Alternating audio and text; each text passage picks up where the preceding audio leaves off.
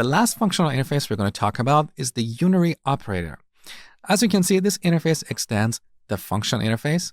So a unary operator is a function that takes an argument of type t and returns a value of type t. So let's see how we can use this interface. I'm going to declare a unary operator of integer called square and set it to a lambda expression like this. N goes to n times n.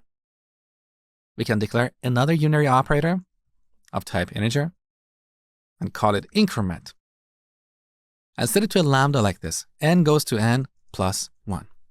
So first we can increment a value and then we can get the square of the result.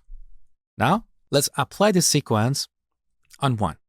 So we're going to increment 1, we get 2. The square of 2 is 4.